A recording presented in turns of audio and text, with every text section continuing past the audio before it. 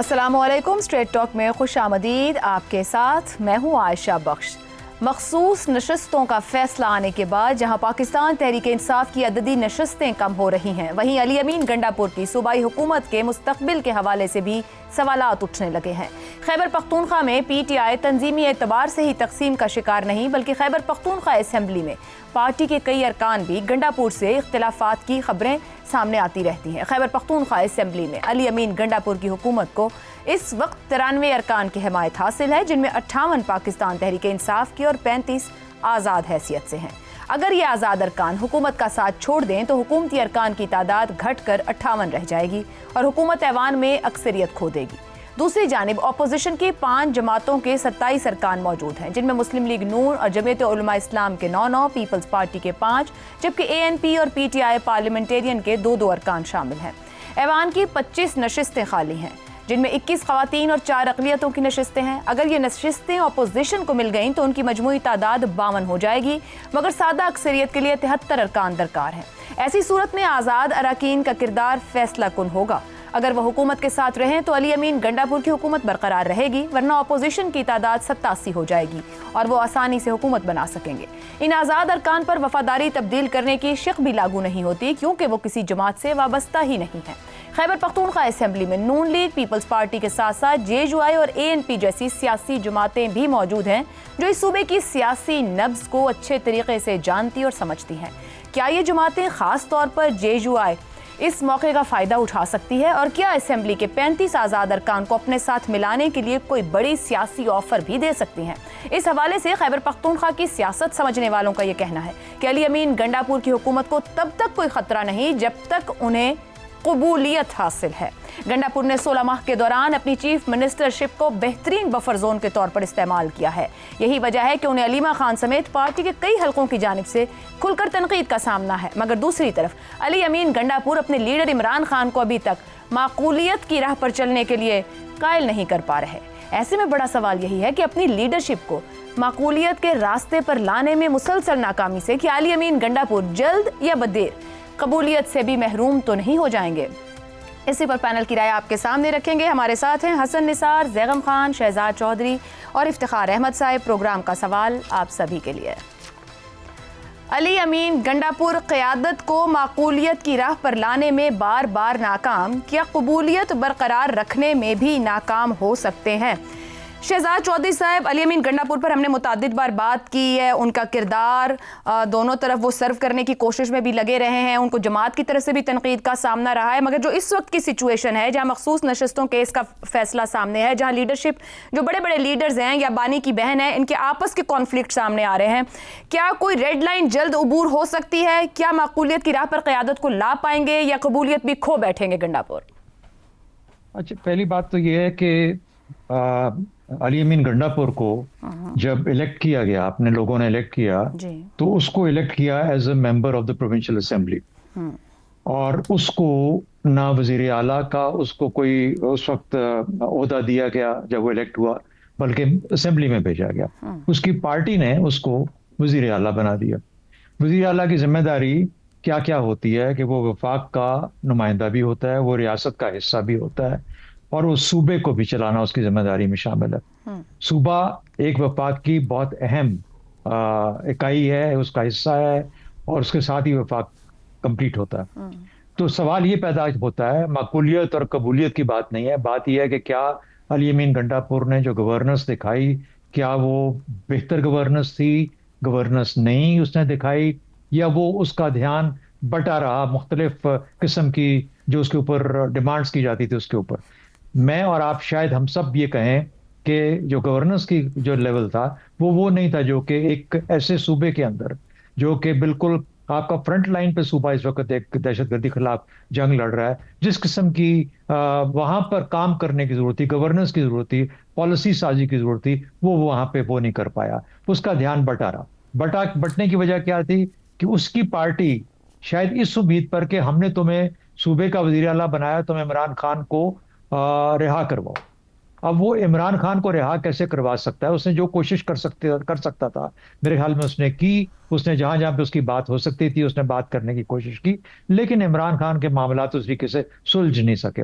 क्या इसका मतलब है कि उसका जो काम अपना काम था वो सफर तो हुआ, यकीनी तौर पर सफर हुआ। फिर उसकी पार्टी के अंदर भी लोगों ने उसके अंदर बहुत ज्यादा खिंचाव रहा, उसके अभी आज भी तफरीक बहुत ज्यादा सामने नजर आती है, यहाँ है।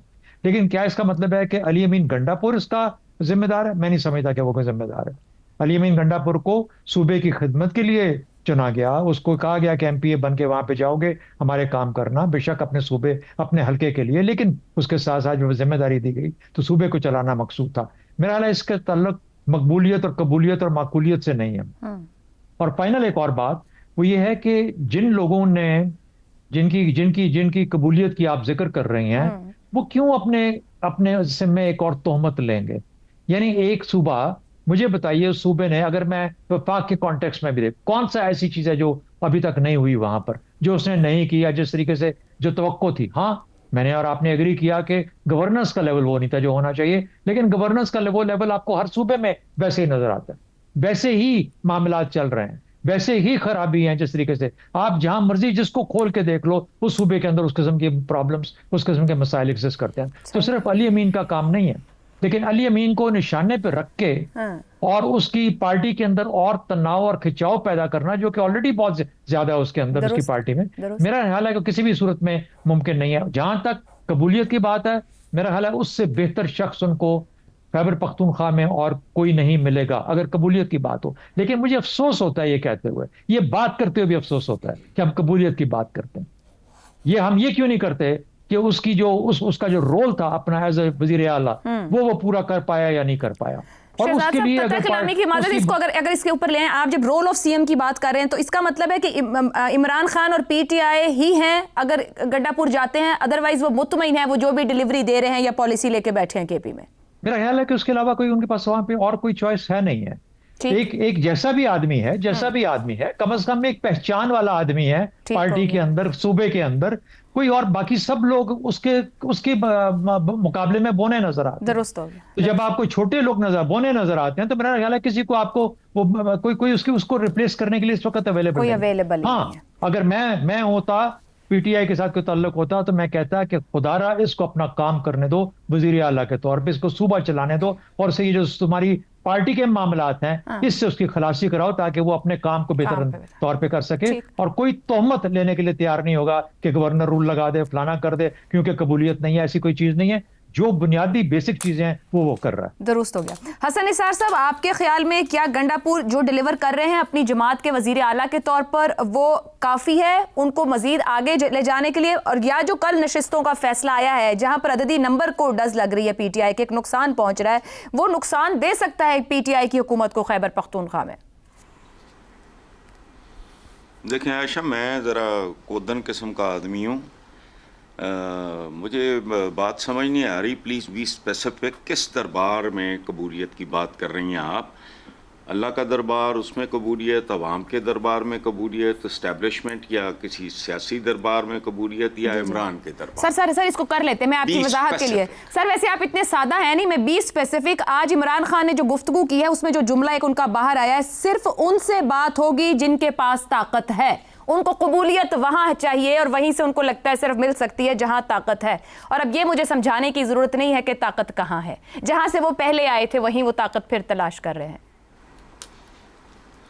18 की बात कर, बात सुनो, ये रियलिटी, ये पाकिस्तान की पैदाइश के साथ जाली क्लेम, जाली जातें और ये इस तरह के मामलात, ये पाकिस्तान के जुड़वा बहन भाई हैं सारे। एग्रीड।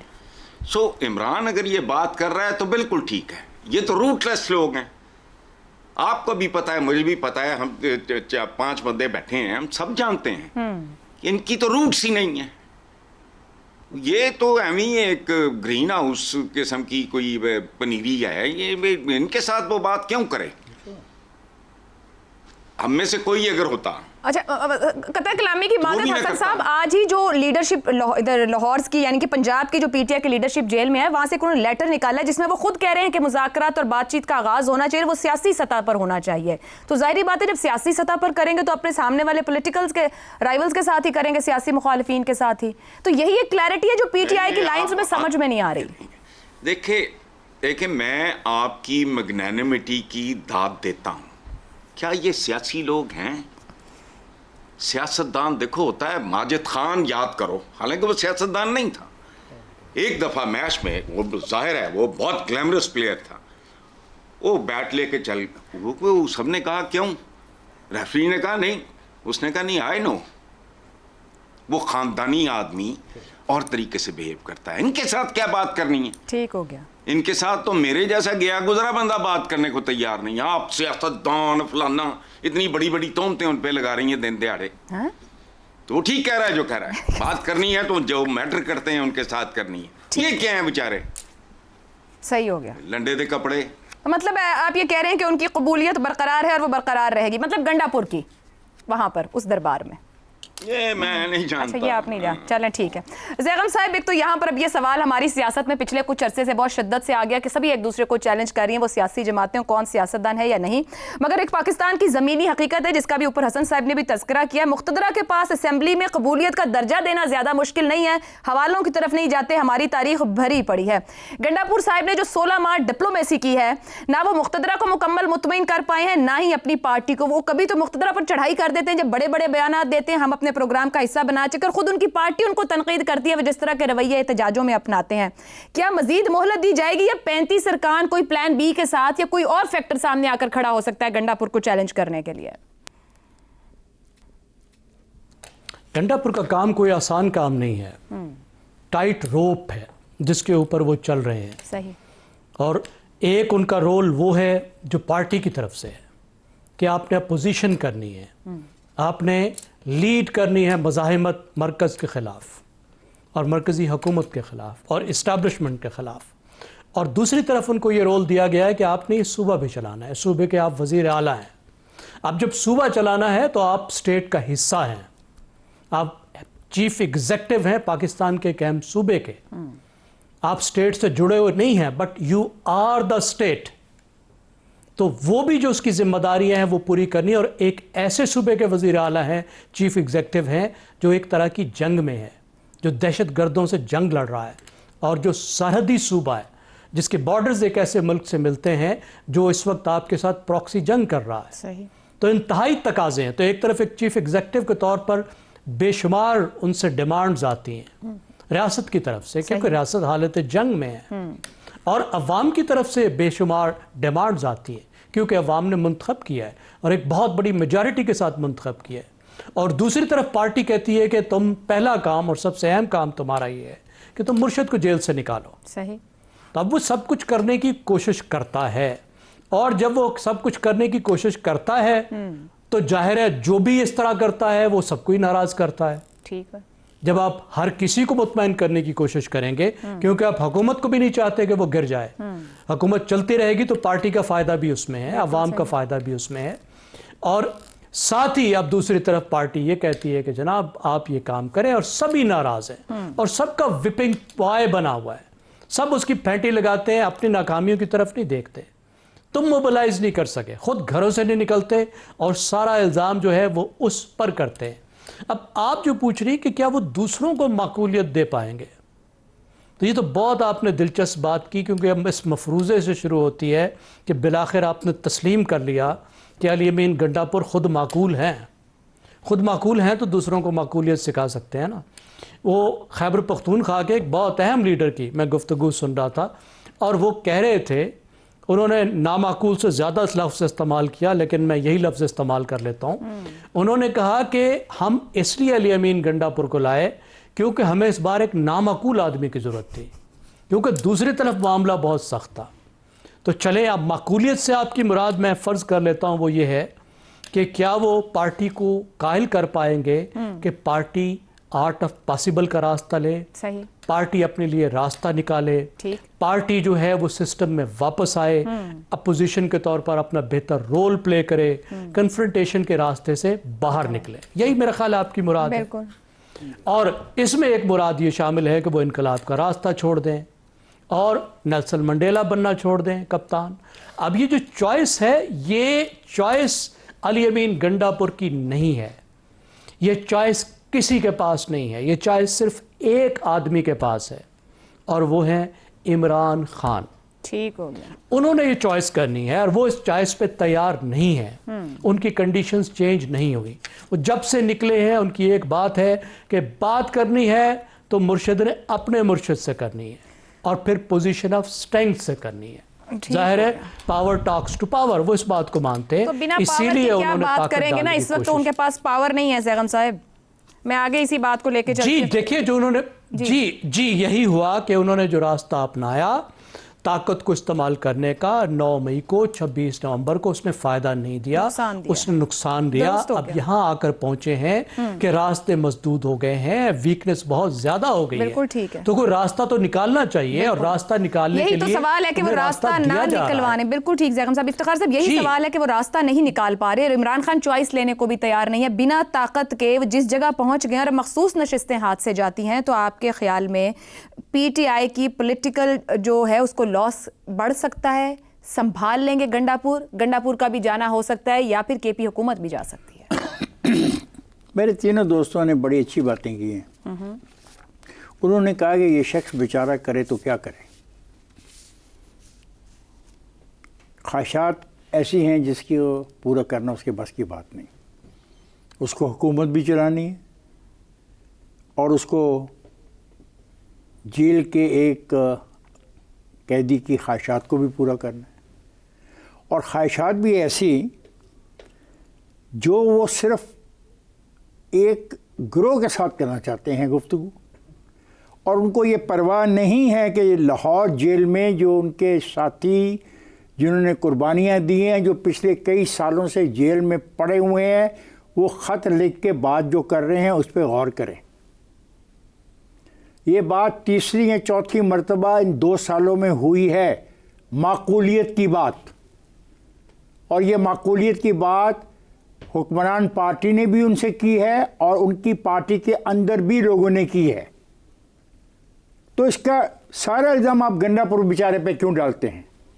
हालत वहाँ पे है कि सूबा चलाने की वो बात करता है और आज दरिया सवात के साथ जब वो होटल गिराता है, वो जो नाजायज़ बने हुए हैं, तो 4 घंटे के बाद वो सारा का सारा अमल उसको रोकना पड़ता है। ये है गवर्नेंस। ये गवर्नेंस वहाँ पे चला रहा है कि हर रोज़ उस सूबे के अंदर लोग मारे जाते हैं। और ये किसकी जिम्मेदारी थी कि वहाँ पे एक स्ट्रॉन्ग ऐसी ताकत खड़ी की जाती जो कम से कम शहरों को तो बचा पाती। वो गवर्नेंस करे या आके चीज़ें लेके आए और हमला आवर हो जाए इस्लामाबाद के ऊपर। हर रोज़ हमलावर नहीं हो सकता कोई आदमी। आप हाथ हिला रही हैं। माकूलियत यही है जो गंडापुर कर रहा है। मैं कहता हूं उसका कमाल है कि वो किस तरीके से 2 साल गुजार गया। सर, मैं गंडापुर की माकूलियत की बात नहीं करी। सवाल यह है कि वो वाहिद लिंक है इस वक्त, क्योंकि वो एक स्टेट का हिस्सा है अपनी क़यादत का, और जहां उनका लिंक है, जहां उनकी क़यादत बाद में इमरान खान साहब की बात कर रही हूं। उनकी क़यादत का अल्लाह जाने कहां लिंक है, और उनकी क़यादत अल्लाह जाने कहां कोशिशें कर रही है। पहले अलीमा खान की तकारीर तो सुन लें। रोज़ाना एक नई बात करते हैं वो आप बाहर आके। तो वो उनका खुद अलग नहीं है अलीमा खान का अपना उस कैदी के साथ जो उडियाला जेल में है। ऐसे तो बात नहीं। देखें, बात सुन लें। डायलॉग सियासत में करना पड़ेगा, पर उन्होंने एक ही जगह करना है आज भी। मैं देखें, मैं गंडापुर बांध सकते हैं। मेरी बात सुन लें कि जो गंडापुर ने बहुत कोशिश की है। आज ये 2 साल जो गुजारा है ना गंडापुर, ये काश वो जब किताब लिखेगा तो सबसे ज्यादा बिकने वाली किताब होगी। अच्छा। और जब वो कहानियां लिखेगा कि जब बुलाया जाता था, तलब किया जाता था, तो मुतालबात की नोयत क्या थी। ठीक हो गया। अब मैं एक बात बता दूं और, हाँ जी, आप ये मकबूलियत, कबूलियत, शमूलियत की बात बहुत करती हैं। हाँ। और ये इस प्रोग्राम का एक रस्म बन गई है। कबूलियत वो होगी जो आवाम के लिए होगी, माकूलियत वो होगी जो आवाम की मुश्किलात को ख़त्म करने के लिए होगी। ठीक हो गया। और इसके बगैर कबूलियत और मकबूलियत का जो तस्वर है आप जैसे इंटेलेक्चुअलों के जहन में, और जिसको आप जेर बहस लाते हैं, वही रेलिवेंट है। मकबूलियत और कबूलियत आवाम को है, जिसको आवाम पसंद करेंगे। राइट नाउ आवाम वहाँ के गंडापुर को पसंद कर रहे हैं। जिस दिन गंडापुर वो मेजॉरिटी खो देगा बिल्कुल ठीक फिर हम है। बात करेंगे। चलें, लंबी बात नहीं करते, कहानियों से भी। इफ्तिखार साहब ने माकूलियत की बात कर, माकूलियत वो है जो आवाम को फ़ायदा दे। तो सुनिए फिर, पेट्रोल की कीमत में 1 रुपया 71 पैसे का इजाफा आवाम के साथ जुल्म, ज्यादती और नाइंसाफ़ी है। आवाम को नवाले के लिए मजबूर किया जा रहा है। हुकूमत पेट्रोलियम मसनूआत की कीमतों में होशरुबा इजाफा वापस ले। कीमतों में इजाफे के ऑर्डर पर दस्तखत करते हुए वजीर आजम के हाथ क्यों नहीं कांपते? ये अल्फाज किसी सहाफ़ी, मुखालिफ जमात या सोशल मीडिया सारिफ के नहीं, बल्कि खुद शहबाज शरीफ के हैं जब वो अपोजिशन लीडर थे। मगर आज यही अल्फाज अवाम की ज़बान पर हैं। फ़र्क सिर्फ इतना है कि अब वो खुद वज़ीर आज़म हैं। नए माली साल के पहले ही दिन हुकूमत ने पेट्रोल की कीमत में 8 रुपये 36 पैसे और डीजल की कीमत में 10 रुपये 39 पैसे फी लीटर इजाफा करके आवाम को एक और झटका दे दिया है। सवाल ये नहीं कि कीमतें क्यों बढ़ी, सवाल ये है कि हर बार रिलीफ के नाम पर आवाम की जेब क्यों काटी जाती है। कभी तनख्वाहों में इजाफा किया जाता है तो साथ ही बिजली, गैस, पेट्रोल की कीमतें बढ़ा दी जाती हैं। कभी सब्सिडी का ऐलान होता है तो दूसरी तरफ टैक्स या सर्विस चार्जेस लगा दिए जाते हैं। आवाम को एक हाथ से दिया जाता है और दूसरे हाथ से वापस छीन लिया जाता है। हुकूमती मौक़िफ़ के मुताबिक आलमी मंडी में कीमतें बढ़ी हैं, मगर सवाल यह है कि जब आलमी मंडी में नर्ख कम होते हैं तो क्या आवाम को रिलीफ इसी रफ्तार से मिलता है? हकीकत यह है कि हर बजट के बाद महंगाई की नई लहर आती है और बोझ हमेशा आम आदमी पर डाला जाता है। तनख्वाहदार तबका, दिहाड़ीदार, मजदूर, ट्रांसपोर्टर और किसान सब बराह रास्त मुतासिर होते हैं, मगर हुकूमती ओहदेदार सिर्फ आदादो शुमार में तरक्की दिखाने पर इक्तफा करते हैं। हुकूमत कहती है कि मुश्किल फैसले ज़रूरी हैं, मगर ये मुश्किल हमेशा अवाम ही क्यों उठाएं? क्या अशराफिया के लिए भी कभी कोई कठिन फैसला आएगा? नए माली साल का पहला दिन अवाम के लिए सिर्फ पुरानी तकलीफ़ों की नई किस्त है जिसकी कीमत फिर उन्हीं को चुकानी है। अवाम का सवाल तो ये भी है कि अगर पेट्रोल पर 86 रुपए से ज़ायद टैक्स तो कीमत 190 रुपए से भी कम हो सकती है, मगर रियासत अपने ख़जाने का बोझ फिर भी इन्हीं कमज़ोर कंधों पर डाल रही है जिन्हें वो रिलीफ देने का वादा करती है। तो फिर ऐसे दावे ही क्यों करते हैं? इसी पर सवाल रखेंगे ब्रेक के बाद। प्रोग्राम में एक बार फिर आपको खुशामदीद कहेंगे और सवाल रखेंगे पैनल के सामने। अवाम के लिए नए माली साल का पहला तोहफा, पेट्रोल 8, डीजल 10 रुपए महंगा, हुकूमती स्ट्रेटेजी एक हाथ से दो, दूसरे से छीन लो। क्यों हुकूमत के लिए अवाम की जेब ही आसान हदफ है? इफ्तिखार साहब, ये काहे का रिलीफ है? 3 दिन पहले गैस की कीमतों में इजाफा हुआ है, बिजली की फी यूनिट कीमत पे 7 रुपये 41 पैसे सब्सिडी वापस ले ली गई। ये जो आज अगर मैंने रेट्स निकाल के भी देखे इंटरनेशनल मार्केट में, वहां पर कोई राइज नजर नहीं आ रहा। अगर 15 जून को $71 का बैरल था, 30 जून पे वो $65 का है। अभी पिछले 15 दिन पहले 4 रुपए बढ़ाए गए, सीधा 8 रुपये 36 पैसे बढ़ाना, ये क्या रिलीफ है? किस तरह का रिलीफ है? मैं इसकी शदीद तरीन अल्फाज में मजम्मत करता हूँ। अल्फाज में इसलिए नहीं इस्तेमाल कर रहा कि कोई एथिक्स होते हैं और कुछ जर्नलिज्म की रिक्वायरमेंट होती हैं कि हम वो अल्फाज इस्तेमाल नहीं कर सकते। सुनने वाले अंदाज़ा लगाएं कि मैं इस डैश में कैसे कैसे अल्फाज इस्तेमाल कर सकता था। जब मुझे रात मैं सोने से पहले जब मैं आखिरी दफ़ा देख रहा था, स्क्रॉल कर रहा था अपने ट्विटर को, तो मैंने देखा ये क्या है। तो मैंने तो भाई 1:43 पे ही इसको कंडेम कर दिया, क्योंकि मुझे पता है ये तबाही का वो रास्ता है जो ख़त्म नहीं होगा। ये ट्रिकल डाउन करके आएगा सब्जी वाले पे, अंडों के ऊपर, दालों के ऊपर, ट्रांसपोर्ट के ऊपर, साबुन वाले के ऊपर, घी वाले के ऊपर, फिर मुझे देना पड़ेगा। पहले ही मुझे इतना बिल आ रहा है, मैंने उस दिन कहा 62 रुपये तक का फी यूनिट हो गया है। 62 रुपये तक का फी यूनिट हो गया। ये पता नहीं क्या चलाकियाँ किए जा रहे हैं। और हमारी तनख्वाहें क्या है? चले हम तो प्रिविलेज वन हैं। मेरा बेटा कह रहा है बाबा आप तो प्रिविलेज वन है, वो 6 लाख लोगों के अंदर आते हैं, और ये तो उससे भी शायद ज़्यादा प्रिविलेज है जो मेरे साथ बैठी है। तो पाकिस्तान 6 लाख अफराद का नाम तो नहीं है। पाकिस्तान के लोगों को तुम निचोड़ रहे हो, तुम उनको क्यों मजबूर कर रहे हो कि वो उठ खड़े हों? देखो, एक हद होती है हर चीज़ की। फिर आदमी सोचता है कि यार अगर ज़िंदगी की नोयत ये है कि मैंने बिजली का बिल इतना देना है, मैंने पेट्रोल का बिल इतना देना है, मैंने तेल का बिल इतना देना है, मैंने गैस का बिल इतना देना है, बच्चों को मैंने अगर प्राइमरी स्कूल में नहीं पढ़ाना और अच्छी तालीम दिलानी है तो इतने देना है, तो फिर वो फैसला करता है कि ऐसी की तैसी सारों की और इस सिस्टम की और इस निज़ाम को चलाने वालों की। तो फिर वही रास्ता अपनाता है जो दुनिया में कई जगह पर अपनाया गया। ठीक है, उसमें नुकसान होता है, उसमें मुल्क के सिस्टम को झटका लगता है, बिल्कुल सही है, लेकिन मुल्क चलाने वालों को भी तो सोचना चाहिए ठीक हो कि वो चाहते क्या है। अगर वो IMF से मुआहदे कर रहे हैं तो भाई एक बात है, अगर तुम तमाम अपनी तनख्वाहें ख़त्म कर दो, जो तनख्वाहें नॉर्मल तनख्वाहें वहाँ पे आ जाओ, तमाम गाड़ियाँ महंगी वापस करो, मुफ्त पेट्रोल बिजली खत्म करो, पेट्रोल मुफ्त जो ले रहे वापस करो, ठीक हो गया। जितने भी लोग पाकिस्तान में बिजली के यूनिट मुफ्त हासिल करते हैं उनसे ये हक वापस लो, तो चलो फिर शायद मुझे कोई हौसला हो जाए। आपको हौसला नहीं देना किसी ने, ठीक है आगे बढ़ेंगे। हसन निसार साहब, क्यों अवाम की जेब हुकूमत के लिए एक नेमत बनी हुई है? खुद तो टैक्स इकट्ठा नहीं कर पाते हैं, मगर अवाम के ऊपर बोझ डालने से बाज नहीं आ रहे कि दोनों हाथ अवाम की दोनों जेबों में डाले हुए हैं। हुए हैं नहीं, डे वन से यही कुछ है। मशहूर ज़माना वकला तहरीक हम सबको याद है जी। एतजाज़ हसन मेरे भाइयों की तरह हैं, बहुत पुराना और करीब का रिश्ता है। वो उस ज़माने में एक नज़म सुनाया करते, रियासत होगी, वो चौधरी इफ्तिखार वगैरह जैसा तोहफा हम पे लादने के लिए एक नज़म सुनाया करते थे, जिसका एक मिसरा रियासत होगी माँ के जैसी।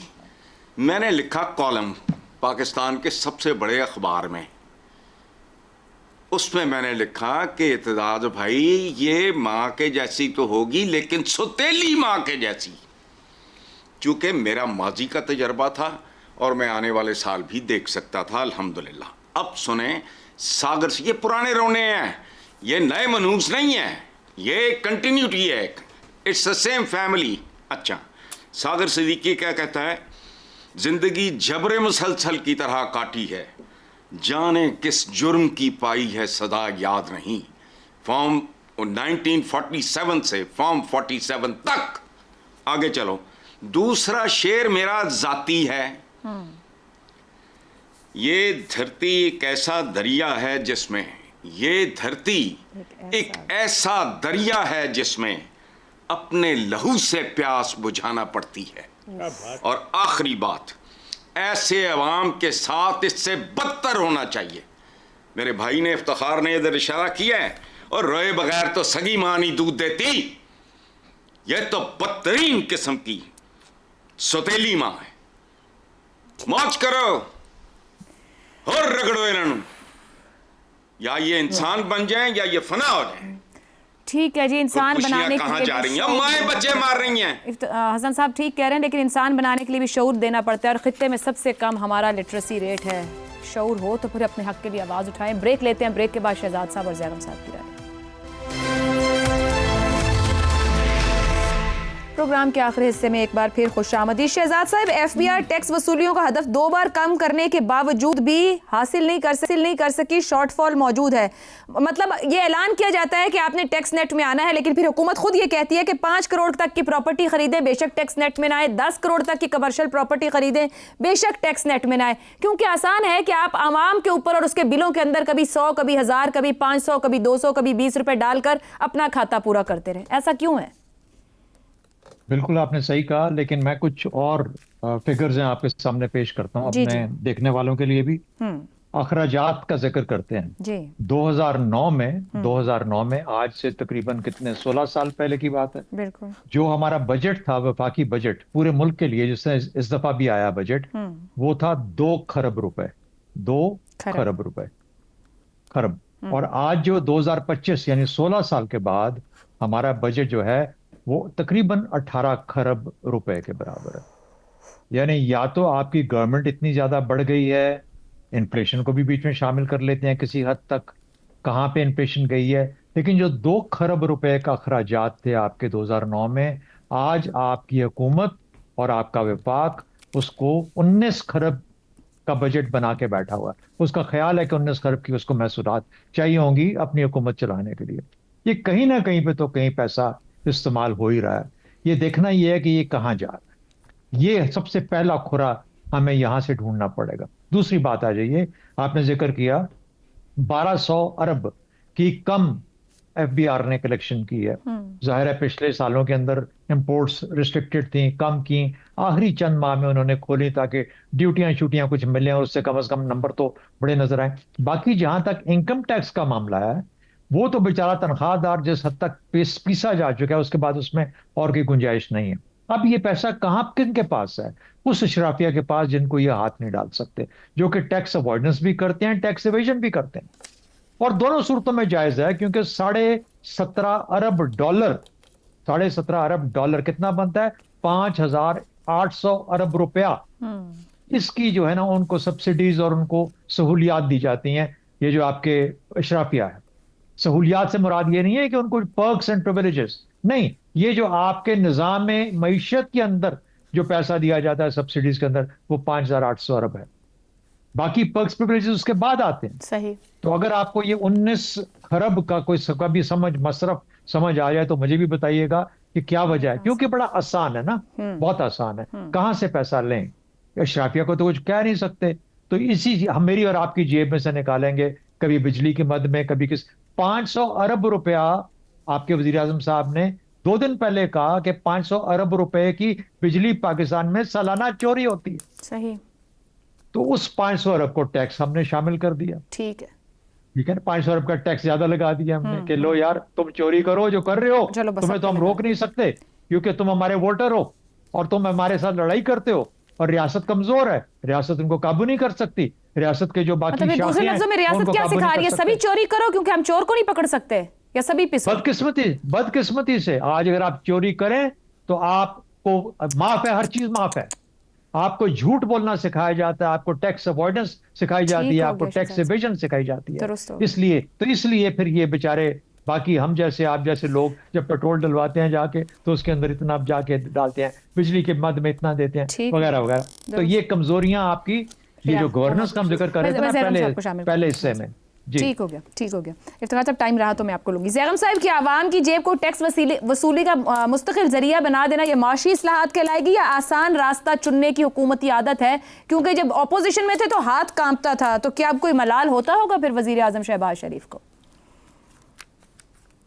सैयद ज़मीर जाफरी एक बहुत मशहूर मज़ाह निगार हैं, उनकी एक नज़्म है, घर बनाया चाहिए, मतलब घर बनाए। उसकी सिर्फ एक लाइन आपको सुनाता हूँ। उस घर का वो नक्शा खींचते हैं जो घर बनाना है, और उसमें वो कहते हैं कि 5-6 चूल्हे फ़कत आलू पकाने के लिए। अब चूल्हे 5 हों या 6 हों या 10 हों, पकेंगे आलू। तो हुकूमत भी जो आमदनी बढ़ाएगी, चूल्हे जितने लगाएगी, तो पकने तो आलू ही है ना, 12 सिंगे तो नहीं पकेंगे। शामत तो हम लोगों की आएगी, अवाम ही पकेंगे ना, उन्हीं को छीला जाएगा। अब इशू ये है कि IMF कहती है कि आप टैक्स टू GDP बढ़ाएं, बहुत अच्छी बात है, हम भी कहते हैं। आमदनी बढ़ाओ, बहुत अच्छी बात है, हम भी कहते हैं। मालियाती खसारा कम करो, बहुत अच्छी बात है, हम भी कहते हैं। लेकिन जो अगली बात है कि करना किस तरीके से है। टैक्स नेट को बढ़ाओ, नहीं, टैक्स नेट नहीं बढ़ाना। अपने खर्चे कम करो, नहीं हो सकता। डायरेक्ट टैक्सेस की तरफ जाओ, इनडायरेक्ट टैक्सेस को कम करो, ये नहीं हो सकता। तो वही कुछ करना है जो हमेशा से कर रहे थे। अब ये देखिए कि जो लेवी है, ये एक आसान तरीन तरीका है। ये वो टैक्स है जो एक दिन में नाफिज हो जाता है। एक नोटिफिकेशन से 1 घंटे के अंदर टैक्स की वसूली शुरू हो जाती है। इससे आसान काम क्या हो सकता है, आप मुझे बताइए। फिर उसमें एक कमाल की बात और है कि ये फेडरल डिविजिबल पूल का हिस्सा नहीं है। ये वो आमदनी है जो सूबों के साथ शेयर नहीं करनी पड़ती। बाकी जो भी टैक्स लगाएगा, जिसके साथ लफ्ज़ टैक्स होगा, उसमें सूबों का हिस्सा होगा। तो इसमें टैक्स नहीं है, लेवी का लफ्ज़ है। ये तमाम का तमाम जो जाएगा मरकज़ पे जाएगा। तो एक पेट्रोलियम डेवलपमेंट लेवी है, और अब उन्होंने जो ऐड किया है इसके बाद, वो है कार्बन लेवी, कि 2.5 रुपये मज़ीद, क्योंकि कार्बन तुम खर्च कर रहे हो। ये जो 2-3 बंदे और एक बकरी मोटरसाइकिल पे जा रहे हैं, ये पाकिस्तान के लिए, माहौल के लिए बहुत बड़ा ख़तरा है। तो इनको फ़ी लीटर 2.5 रुपये भी देने चाहिए टैक्स में, तो वो भी टैक्स के लिए वसूल करने। तो बुनियादी तौर पर, क्योंकि बुनियादी चीज़ें नहीं बदलनी, रिफॉर्म नहीं करनी, अवाम को ही मुर्गा बनाना है, उन लोगों को मुर्गा बनाना है जिनको मुर्गा नहीं बनाना चाहिए। ज़ैगम साहब, मैं एक सवाल करना चाहता हूँ कि ये जो कार्बन लेवी है, ये 50 सीसी पर भी उतनी लगेगी जितनी 2500 सीसी पे लगेगी? जी बिल्कुल, ये तो लीटर पेट्रोल पे लगेगी, पेट्रोल पे लगेगी, इस पे नहीं लगेगी। ठीक हो गया। irrespective of के किस चीज मतलब में है डाल कि रहे हैं। मतलब है मैं गरीब होने के बावजूद सोच सकता हूँ कि मैं अमीर हूँ। ठीक हो गया जी। जी आज बिल्कुल, आपको खुश होना चाहिए, आप खुश होना चाहिए। प्रोग्राम का वक्त खत्म हुआ, इजाजत दीजिए, अल्लाह हाफिज।